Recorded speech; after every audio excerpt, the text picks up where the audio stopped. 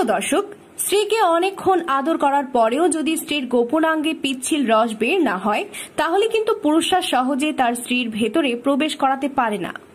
এই সময় দরকার কৃত্রিম কোনো কিছু ব্যবহার করে স্ত্রীর গোপনাঙ্গ পিচ্ছিল করা। তবে সেই ক্ষেত্রে সবথেকে ভালো হচ্ছে লুব্রিক্যান্ট ব্যবহার করা। অনেক সময় এরকমও করতে পারেন, যখন আপনি আপনার স্ত্রীকে আদর করবেন তখন আপনার অঙ্গ দিয়ে কিন্তু কিছুটা পিচ্ছিল পানি বের হবে। এই পানি দিয়ে কিন্তু আপনি আপনার স্ত্রীর অঙ্গ পিচ্ছিল করতে পারেন। এর বাইরেও আরো একটা কাজ করতে পারেন। আপনার হাতের একটা আঙুল দিয়ে আপনার স্ত্রীর ওপরে যে ছোট্ট দানাদার অংশ রয়েছে এখানে হালকা নাড়াচাড়া করতে পারেন, অথবা আপনার একটা আঙুল তার ভেতরে ঢুকিয়ে সামান্য নাড়াচাড়া করতে পারেন। এতে করে তার দ্রুত উত্তেজনা চলে আসবে। কিন্তু যদি এমন হয় যে অনেক চেষ্টা করার পরও তার অঙ্গ পিচ্ছিল হচ্ছে না, এমন অবস্থায় জোর করে আপনি আপনার অঙ্গ স্ত্রীর ভেতরে প্রবেশ করাবেন না। এতে করে তার অঙ্গ ফেটে যেতে পারে এবং আপনার চামড়া ফেটে যেতে পারে। এই ক্ষেত্রে আপনি যেটা করবেন সেটা হলো, ফার্মেসিতে বিভিন্ন ধরনের পার্সোনাল লুব্রিক্যান্ট পাওয়া যায়। আপনি একটা কিনে এনে জরুরি মুহূর্তে আপনার স্ত্রীর অঙ্গে বা আপনার অঙ্গের চারপাশে লাগিয়ে কাজ চালাতে পারেন। কিন্তু এটা সব জায়গায় ফার্মেসিতে পাওয়া সম্ভব নয়। সেই ক্ষেত্রে ঘরোয়া কিছু উপাদান ব্যবহার করেও কাজ চালিয়ে নিতে পারেন।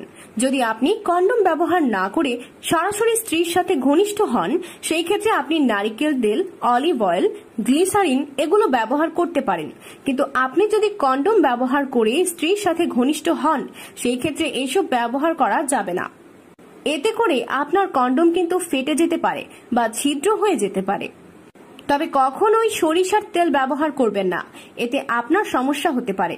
সত্যি বলতে, একজন মহিলাকে ঘনিষ্ঠভাবে আদর করে যদি জাগিয়ে তোলা যায়, তাহলে তার অঙ্গে কিন্তু কামরাস আসবেই।